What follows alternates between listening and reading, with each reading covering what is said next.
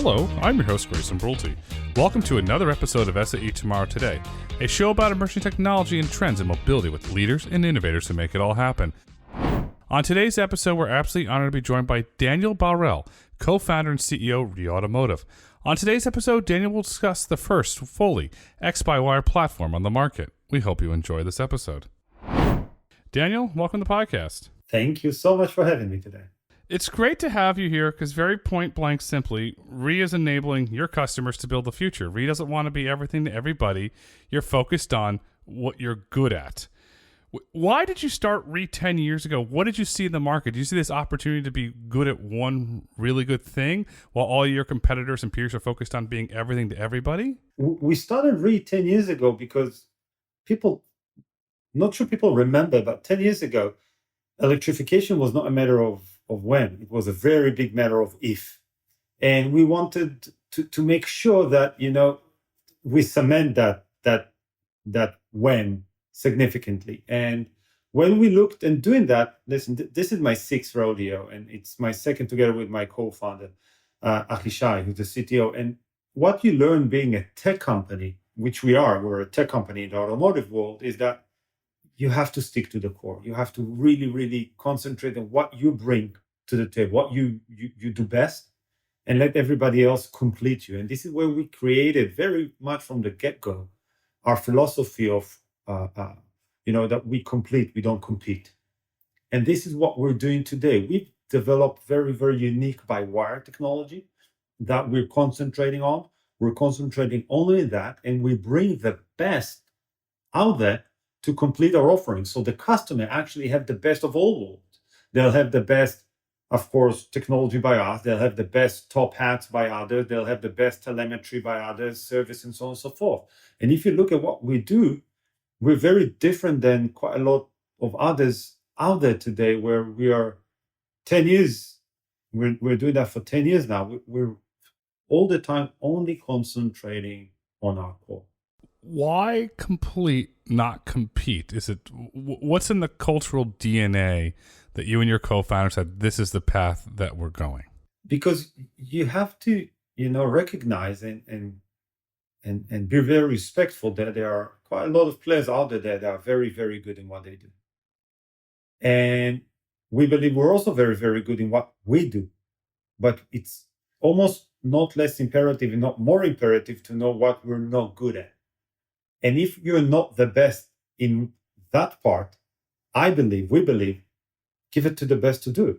And then you have literally the best product, because all the best came in together and build it and work together. And everybody stayed true to their core. So, for example, for us, we're concentrating on by-wire. So we're concentrating on the recorders. That's the main advantage that we have, right? So we're doing the hardware and the software, and we've designed all the software around it and the ECUs and all the componentry, but we don't build it. We went out and we partnered with the world's best tier ones and tier twos to build the components for us. And we only do the assembly. And even that assembly later on next year, we'll hire a contract manufacturer in the US to assemble the vehicles, because there's somebody better than us to assemble the whole truck. And we'll be concentrating on those corners. And then later on, we'll be concentrating on the data coming out of those corners, because this is where we excel. But you'll have the best built by the contract manufacturer, that this is what they do. You'll have the best components built by the best tier ones, because this is what they do. You'll have the best service built through our growing network of dealers across the US and Canada, because this is what they do best. So the customer, at the end of the day, the fleet, enjoys honestly the best in all worlds. And I believe that if you want to do everything by yourself, either you will fail or you will need ridiculous amount of money, which is not necessarily available for everybody, especially in today's market, but even before, building everything from scratch. And I think there's so much good partners to partner with. We believe that we have to create the ability to incentivize those very, very strong partners of ours to, work together with us, as opposed to competing with us and we with them. Since you're not competing, is it opening doors for strategic partnerships for better terms since they say, okay, Daniel, you don't want to compete with us. You don't want to put us out of business. You want to complement our business. Is that helping to accelerate the growth of RE? Yes, absolutely. You should think about us as there's a good story about how Android, the phone software, came to life, right? At the early beginning, there were other players out there, right? We had Microsoft, we had Palm, we had BlackBerry, we had Nokia. And when Google wanted to come in, they did something brilliant. They started by doing everything, but in a very small scale. They created, I think it was called Nexus, the phone series, right? And it was top notch. It had the best hardware, software, etc. And gradually, they released different software versions, not as good or not as capable to the other players, to Samsung, LG, HTC. And today, as they moved forward, Google, right, are now only doing Android as a software, which is the most common one in the world, and everybody else completing their offering with amazing pieces of technology, hardware-wise and service-wise. And that's exactly what we want to do. We understand that for the first products to kickstart the market, to get us into the market, the point of entry, we would have to probably do more than we wanted to. And this is why you see us assembling. This is why you see us building the production capability. This is why you see us building the network of dealers. But at the end of the day, as more and more collaboration will come to fruition, and naturally we can't talk of everything today because not everything is open, then you'll see more and more incumbents, more and more players using or being powered by RE, and we will be concentrating on our by-wire technology, completing, not competing with them on their offering. When you develop that, a large part of your team focused on advancing the RE-corners technology that you've developed. Will that be a pillar cornerstone technology for you? It's safe to assume that the RE-corners that we are launching now, the P7, is going to be powered by the RE-corners. And they're going to, we already showed and communicated that we have a feasibility to certify the by-wire technology to FMVSS, and we have EPA approval and so on and so forth. We're close to production and we'll start delivering by the end of the year. But you can assume that this is just the tip of the iceberg. You're seeing just the first generation of many more to come and many more capabilities to come.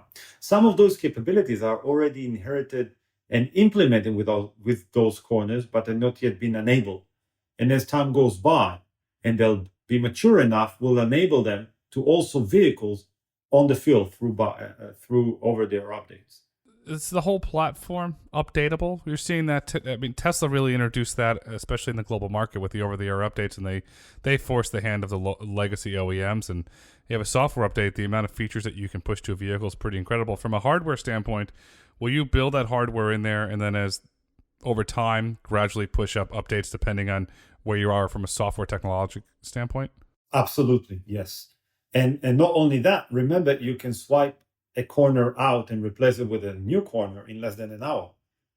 So yes, there is a lot of hardware that can be taken to new boundaries through software updates. And we definitely, in our roadmap, we're planning to do that. But not only that, at some point, let's say 5-7 years from now, you want to, upgrade significantly your truck, and the body usually is intact. Just change the corners in less than an hour, and you have new capabilities, hardware and software, because it's all in the corner. It's all in the RE-corner. To me, that sounds like you're taking a fuselage approach, but your fuselage is your RE-corners. If you look at let's say a Boeing aircraft or an Airbus aircraft, it goes in for maintenance. They put new seats and new design, they redo it, but the fuselage keeps going. Is that very similar to? It's exactly that. Yeah, it's a work truck, right? It needs to work exactly like a plane. Plane doesn't make money on the ground. It just needs to be cleaned, serviced, and up in the air, right? And you can't have downtime, and it needs to just stay operational and safe. And that's the whole idea with our truck. They're built to last. They're built to take a beating because these are work trucks. I'm really curious. You swapped 3 corners in an hour. How? Did you develop a bolting technology? Because if I'm a maintenance person, okay, wow, this is great. I don't have a downtime for 8 hours, 9 hours. Go, okay, away I go. How did you design that to make that possible? So there's a funny story behind that. We were watching Formula One on TV the other day here at the office at the Israeli campus, and we saw, the pit stops, and they measure half seconds there, right? And how swift they're going to be. And I said to the team, hey, why don't we do that? And they said, what do you mean? So like, a pit stop, let's change a corner. And say, we actually already designed that. I said, seriously now? So yeah, because it made it easier for us also to change a corner. So what we've done is we created a very unique lateral system that you just like changing a tire. Take out the bolts, pull it out, pull back in. It takes about 20 minutes to do the mechanical change because it's a big corner, right? It's a truck corner. But then it takes about 40 more minutes for the software to calibrate, to do the bleeding and all the safety tests. And in under an hour, you're ready to go. Now, this is not the coolest part of it. Think about how much it simplifies spare parts inventory management. Instead of having different components everywhere, and sometimes the truck is just sitting there for days because you're missing a part. Just that single bolt, that single filter. There are no parts. It's a single part system. It's a corner. No matter what happened in the corner, if we cannot fix it over there, which most likely we can, but in the event there is mechanical failure and we can't, you go to any one of our dealers who will have recorner stock there. And because the recorner is common in all four, it's the same in all four corners. It's the same part. You just go in less than an hour, you're out. It's done. Nobody needs to manage that, etc. You send us the faulty one, we fix it on the downtime. We make, we make the process more efficient that way, and restock the dealer after that, or the fleet if that's the case. So the truck remains all the time up and running. There's very minimal downtime, and there's very simple management of inventory of spare parts, and quite a few patents. So what letter in RE stands for efficiency? You have two E's. Does one of them stand for efficiency? The RE started with, we went and we were supposed to go out of stealth a few years ago, and we prepared everything. And then the guys shoot us an email and said, we need a company name and logo. We're like, oh, forgot about that. And I called up a friend of mine, and he said, yeah, we're going to take a 3-month process. We'll get to know, etc. Say, hey, we've been friends for 10 years. Stop that already. Can we do it by tomorrow? We're like, yeah, sure, mate, but it's going to cost you the same. So that's fine, but can we do it until tomorrow? So we told him the story, and he came back tomorrow and said, I got it. And he said, okay, what did you get? He said, you kept on saying that you redesigned, re-engineered, rethought. So it's R-E. And I said, yeah, that's nice. And then, Achishai, my co-father, said, like, no, you have to have 3 letters. I'm like, why would you need to have 3 letters? So like, you have to have 3 letters because you have to. And he goes like, no, it doesn't make any sense. It's 3. And then he said, but if you think about he's a mechanical engineer, right? So if you think about the corners, they look like 2 E's looking at each other. They're literally how the corners look like inside the vehicle. And he, painted it on the whiteboard, and it became RE ever since. It's magic when people come together and just think. Listen, it's all about the people. Honestly, it's my 6th rodeo. It's only about the people. It's just being able to bring the smartest, best people on the planet, get them to work together, get them to communicate together, and then magic happens. What makes RE very unique is that we're as flat as a pancake. There is no hierarchy at RE. None. We're a tech company. There's no hierarchy. We all sit in the same open space with the same, desk and chair for everybody. And we work as teams. There's ad hoc teams that come in and out all the time as needed. And those teams do get the job done. And it doesn't matter if you joined us 2 months ago or you're here for 4 years. If you've got something to say or if you have an idea, you bring it up and we all discuss and move forward as a team. Teamwork makes great work, and it's clearly what you're building is great work. You're building efficiency. So you have the P7C. What are your customers going to build on it?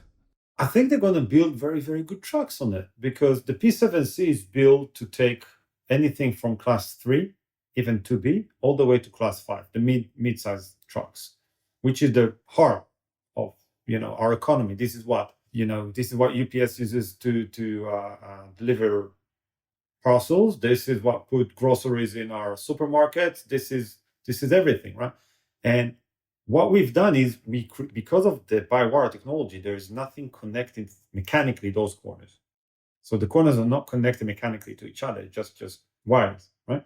It allows us to create a very, very flat, completely flat, and very low chassis.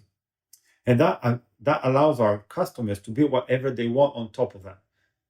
Meaning some of them would like to use it as a step van, that's easy. Some of them want to use it as a box truck, that's also doable. Some of them would want to use it as utility vehicles and so on and so forth. Every design is feasible. However, as you remember, we don't compete. So how do we do that? We join forces with the best bodybuilders, outfitters in the market in the US. Those partners have amazing capabilities and knowledge about what those customers need and how does their truck are best built. What are they looking for to have in those trucks? And we're partnering together with them in order to give those end customers the best product out of it. Is that where Morgan Truck Body comes into the picture? Yes, that's exactly where Morgan comes in, Neidhart comes in, and others. Yes. So your platform is capable of, this is a magical number, 25 to 30% more cargo space than a traditional vehicle. That's game changing, especially for delivery companies that need to put more cargo or freight on there. Is that because of the design of the re-platform, or how are you able to achieve that?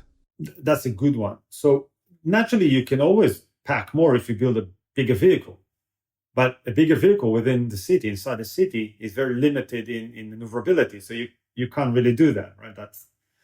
This is the trick. So what we've done is, one, we created a significantly lower chassis, and we're able to load more on that, 25 to 30% more cargo space compared to the same footprint. However, because we have all-wheel steer, right? It's by wire, and each corner is identical. So all corners drive, steer, and brake independently. So the all-wheel steer allows us far better maneuverability than a vehicle our size, or actually bigger than our size. So the fleets can actually pack more, but actually maneuver as if they are a much, much smaller vehicle. Is that where the lower center of gravity comes in? And I'm assuming from a drivability standpoint, stability standpoint, but also from a driver getting in and out. I'm assuming it has to be more comfortable and easier on the back. Yes, absolutely. So, in average, a UPS, a FedEx driver goes in and out of their vehicle about 300 times a day. 300, that's a lot. And we're saving one significant step. There are usually 3 steps in today. Step-in vans, we have 2. That's significant. But also, the by-wire gives our customer 2 more very additional important things. One is our cabin is very, very unique. It's very driver-centric. Today, a lot of our fleets in North America, but also around the world, have challenges recruiting drivers. There's not enough drivers. And we've been constantly receiving feedback about how drivers love to drive our trucks. And that's a very inherent driver pool for the truck. Driver likes to drive it. So that's one, because the cabin is very spacious, very comfortable. You can stand in it. It's very easy in and out. Drivers like it. That's one example. Second example of by-wire is our redundancy. You give the example about an airplane earlier, right? So if you're flying across the ocean and God forbid, one engine fails, the plane can still fly with one, right? Same with us. If there is a problem with one of the corners, let's say there's no steering, there's no braking, the other 3 corners take over and keep the driver safe and the pedestrian around them. The functional safety of the by-wire, the inherited redundancies we've built inside are very significant. You took the corners, you took your redundancy platform up to northern Sweden when it was very cold. I saw the video. It was very cold. Yes, it was. You tested it. What were the results? Were you testing, okay, ice, snow? How does it handle freezing temperatures? What were you testing up there? Yeah, so naturally we did winter tests. We shared, and yes, they were exposed. The by-wire technology was exposed to extreme conditions, right? Snow, ice. I think it was somewhere around -10 Fahrenheit there, or even lower. It was cold. But what was important for us is actually to do even more than that, because that you can mimic artificially, right? You can freeze the components. You can put them in chambers, right? That's what we wanted is actually to train the system, how the system think, the by-wire, to train it to cope with extreme conditions, right? So we tested the vehicles on low friction surfaces where you can't mimic all that friction or low friction on wet tracks, for example. There is a cool video out there where you see that we're driving on solid ice and the vehicle steers. And you see how the wheels spin in place and the vehicle still steers and remains on track. That ability to train the by-wire system as a whole to operate there was one of our big successes. So the ABS, the traction control, the yaw control, and all that was important. And of course, it also helped us to mature the system towards the EPA certification and the FMVSS feasibility certification that we recently announced. You went through the testing there. We're going around the world, northern hemisphere. We're going into winter. Does that testing become a selling point for your potential customers that are in the carrying business, delivering goods? Okay, in the winter, we historically have X amount of crashes or incidents because our vehicles were not designed for this weather. Does that become a competitive advantage, saying, hey, look what the vehicle can do in a snowy, icy condition? So we recently expanded into Canada, for example, and our dealership network now covers the whole US and parts of Canada. And what our partners and customers in Canada really liked is the fact that we're not using them as our testing bed for winter tests. We're actually coming with data, saying, hey, this is what we know about that. And that was very new to them, because they said usually your peers would come to us and say, let's drive it and tell us how did it go, where we already come with the data prepared. At the end of the day, we're a tech company. It's all data driven here. Think about it. Our corners generate thousands of data streams per second per corner. Thousands. Are you using that data to optimize the corners? Is it constantly updating and optimizing as you push out a new release candidate? Yes, of course. And also allowing better operation efficiencies for the fleet, less wear and tear, better safety. And of course, as you said, it boosts our ability to develop the next generation. Because at the end of the day, you can move faster if you want to build stuff. You can move faster if you have more engineers and you want to do something. But the only thing you can't speed is data accumulation. That is a function of time. And this time, at least for now, is still constant. The advantage of the 10 years we've been collecting our data is significant. When you collect the data, we talked about extremely cold weather. Are you also doing that from the opposite of the, say, Desert Valley out in California, where we have the extreme heat? So you're getting all the elements, so you're getting all the data. You're rounding out the data set. When you go to your potential customers, you can say, RIAs can operate in all the different environments, and here's the data to back it up. So it's not just a press release. There's actually data to back it up. Absolutely. Everything we have the data to back it up. We actually started with very warm climate here in the Israeli desert. I was born in the desert. And, we started with actually very, very high temperature. And that also affects, of course, EVs in general and trucks around the world. And the ability to be able to access all of our corners across the world and harvest that data out of them. And then see how that data interacts. Because I'll give you an example. Sometimes there's a direct link between cause and effect. But sometimes you don't. And if you have enough data, you can see that if A happens and B happens, sometimes there's a chance that C happens. Yeah. And if you have enough data, you can calculate the percentage and say, hey, if A happens, B happens, I should interfere and do something in order for C not to happen. And you can only do that if you compile enough data and look at it retrospectively, right? You can't connect the dots looking forward. You only connect looking backwards. And this is the amount, this is what we do with all the data. It goes all the way to our secured cloud, and we analyze all the data on our cloud. And then we can drive decisions which are based on pure data. And of course, we share it with our customers. That's our data as a service module. We have a lot of data, and we are more than happy to provide our customers. But from a driver perspective, let's say there's an incident with a recorner or a recorner goes out. Does the driver get a notification inside of the vehicle, or how are they notified during that process? They know they have the safety element because of the redundancy, but how is the driver notified? So we created a 3-step process. So sometimes you have a problem, but it's not that urgent.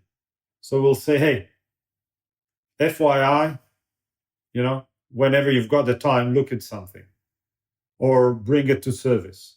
Another one would say, upper level than that, say, listen, nothing for you to worry now. Continue your daily routine or the route for today, but make sure to put it into service once you're back. And of course, the highest level of emergency says, stop now, or we'll help you stop now, and don't do anything further. And we look at it from a whole, very holistic view of the vehicle. There is an ISO standard, 26262, that talks about the functional safety of a vehicle, about a single point of failure, which we don't have. There is not a single point of failure in our architecture that disables the vehicle completely. So for example, let's say in a regular truck or car, you tore the brake fluid tube. You lose brakes. That's done. For us, we have 4 braking modules, 1 in each corner. They're not connected to each other. So even if one completely fails, the other 3 take over.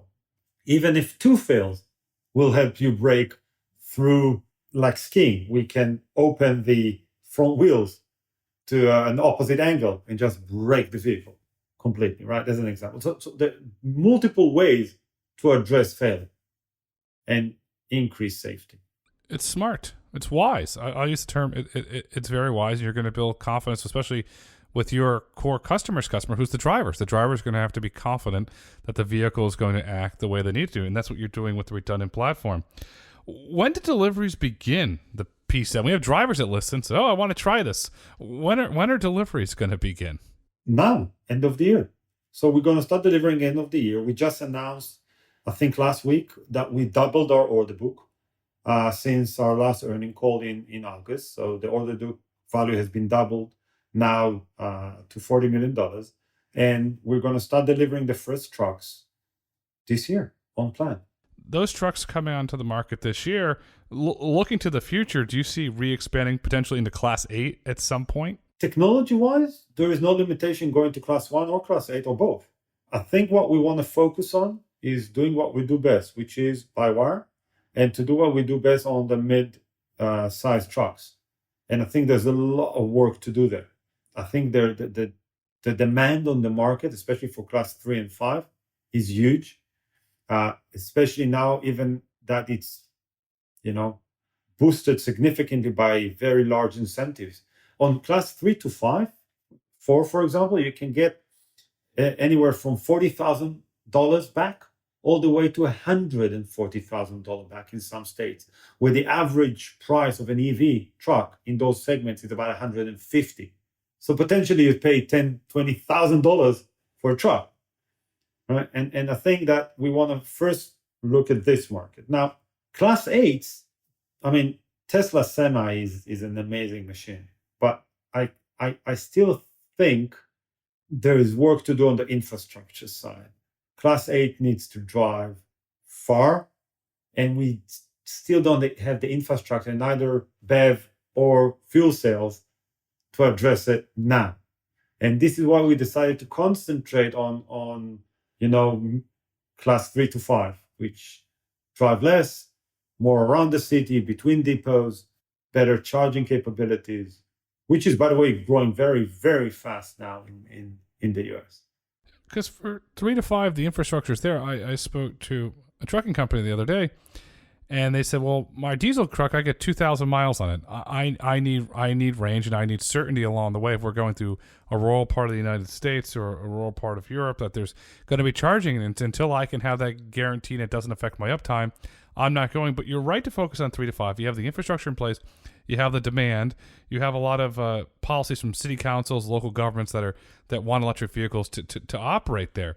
So you're right to focus on that. Let's zoom out for a while, because we met in Austin a couple weeks ago, and you were very kind. You walked me through the REIT business model. How does the REIT business model work, and what advantages does it have? Because when we were in Austin, you explained to me, I said, okay, wow, I get it now. Can you do that for the audience, please? Of course. Thank you. So first and foremost, like we said, we complete, we don't compete. So a horizontal approach, we're not vertically integrated, we're horizontally integrated, and we're looking to partner with other industry leading companies such as OEM, top hat outfitters, charging players, to bring the best product to the market. And we want to give them all the incentives to work with. So for example, I don't know if you know, but or our audience actually know that more than 70% of class 3 to 5 in North America is actually sold through dealers, not direct. So we decided not only that it makes sense business-wise, but again, complete, not compete, we wanted to go through dealers. So we've started building our dealership network in the US. Currently, we have 16 dealers. Cumulatively, although we don't have formal numbers, but from the conversation we had with them, they've sold more than $1 billion just last year in the US.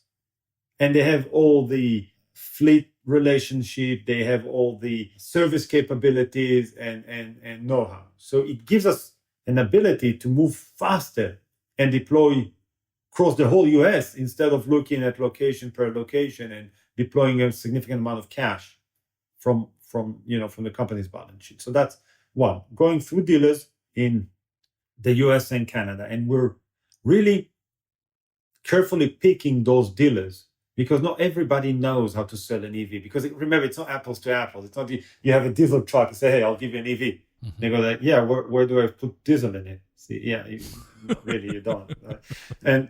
Or you shouldn't. And it's very important to partner with the right dealers who understand what it means to electrify a fleet, and also with the right fleets that are ready to do that. So we created an ecosystem of partners, right? It's common knowledge that we've been collaborating with Hino Motors, and we're working with the Poindexter Group, Morgan Olson, and Brembo, and many other players in the industry, both on the supply level or the partnership level, to complete that offering. And I think last but not least, what we've done is that we created a very strong, we call it CX, customer experience team, that when we deploy a fleet and when we deploy the vehicles in a fleet, we can't just expect them to deploy it and scale it up. I think it would be naive to think so. They're busy running their own business. Remember, they're not in the business. Our fleet customers are not in the business of trucks. They're in their business, and the trucks is what helps them to carry out that business. And we created teams that go on the field to our customers with the trucks, teaching them on the trucks, listen to the voice of the customer, implementing what they need, making sure that they got everything they need in order to operate the trucks to the best of their ability and scale up their business and creating more money by doing so. And last but not least, our approach says we are now the manufacturer of record. We are now going to bring the trucks into the market, but we want to hand it over to everybody else. So everybody who wants to be powered by REIT, everybody who wants to use the REIT technology, will work together to complete their offering and not to complete. And that applies to OEMs, of course, as I said. That applies to very high tech tier ones that are looking at by wire and data. That applies to tech companies out there and everybody. Complete, do not compete. That's the RE business model. Is there any licensing or subscription revenues built into your model? Yes, there are. So as of 2020, end of 2025, we'll launch our subscription model for data as a service. The reason it's going to wait until 2025 because we need to have a minimum amount of vehicles on the road generating that real life data with the customers. And then I believe that's going to grow, in my view, to being one of our biggest revenue streams of pure data. What happens when autonomy enters the picture? Are the RE corners equipped for autonomous driving? Actually, yes, as of today. All the RE trucks are autonomous ready today. And once autonomy is in, you would not need, if you're using a powered by RE truck, an over-the-air update just enables autonomy. We already have a few autonomous programs, but I don't think that we are ready as a market for full autonomy today, right? It's still limited. But for everyone who wants to use autonomous vehicles with the RE trucks, they're ready from today, from the get-go. And with a over-the-air update software-wise, we're just enabling it. Just to be clear, right? We're not doing the driver bit of the autonomous. We're not the Mobileye of that. If you look at it, we're the limbs. We execute the autonomy, but we're not doing the vision or the computing of the autonomy. But they're all autonomous ready, and this is important because I don't think people talk enough about how important is the human feeling in driving. When you turn, you feel the road. You know if you're going too fast in a corner, for example, without looking down on the speedometer. You just feel, you know, according to the road conditions. The AI doesn't know that. It can't. And because of by-wire and the thousands of data streams per second, we actually sense everything.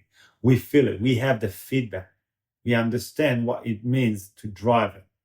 And put it, simply to that is, because it's by wire, the recorder and the recenter that controls the recorders don't actually know whether you and I are holding a steering wheel with a sensor that gives command, or there's an AI or computer gives a command remotely autonomously. For the truck itself, or by wire, it's the same. It doesn't care. Are your trucks autonomous ready because of your X-by-wire technology? Is that what enables them to be autonomy ready? Yes and no. I mean, you can look at a remote control car and say it's ready to be autonomous, but it's not. You have to put a lot of redundancies and feedbacks in, and this is what we've done, right? The ISO 26262 that we mentioned before, and others. The fact that it's by wire, yes. At the end of the day, if it's not by wire, it can't be driven autonomously because there needs to be a computer driving it by wire, right? It's the prerequisite. But even if it's by wire, because a remote control a car is by wire, it's not enough. You have to put all the safety features in and the redundancies in. Redundancy is key for any application for autonomy. If it's car, whether it's truck, whether it's passenger van, delivery van, you have to have redundancy, and that's what you're building at RE. In your opinion, Daniel, what is the future of RE? I think it's a bright future. And I'm being realistic. I think that, if you look 5 years down the road, which for a tech company like ours is not even dog years. I think it's, I don't know what's beyond dog years, elephant years. I don't know. I think you'll see more and more vehicles powered by RE on the road. We want to be able to build fleets fully powered by RE, regardless to the brand. Right, you can bring brand A and brand B powered by RE, like Intel Inside, for example. At the end of the day, I think our goal would be to merge the vehicle reliability with data-driven insights to achieve enhanced performance and optimization. Mainly we want to be a data-centric tech company that uses real data to define how trucks are brought to market and operate. RE has a bright future because you complete, you do not compete. As we look to wrap up this insightful conversation, what would you like our listeners to take away with them today? I think at the end of the day, maybe two things. REE is a tech company in automotive world, but we are very disciplined in the manner that we execute our business plan. We remain on track and on budget on doing everything we said. We just recently received the EPA certification. We confirmed FMVSS certification feasibility for our by-wire system. We have a very strong and growing order book that is just now doubled since August, with a large expanding dealership network. So at the end of the day, we're ready to get to market with the right product, with the right maturity at the right time. And we're not going to let anything stop us from doing that. REE is building the future. Today is tomorrow. Tomorrow is today. The future is REE. Daniel, thank you so much for coming on SAE Tomorrow Today. Thank you so much for having me. Thank you for listening to SAE Tomorrow Today. If you've enjoyed this episode and would like to hear more, please kindly rate, review, and let us know what topics you'd like for us to explore next. Be sure to join us next week for another episode of SAE Tomorrow Today Unplugged, where I'll share my candid insights on the future of mobility. SAE International makes no representations as to the accuracy of the information presented in this podcast. The information and opinions are for general information only. SAE International does not endorse, approve, recommend, or certify any information, product, process, service, or organization presented or mentioned in this podcast.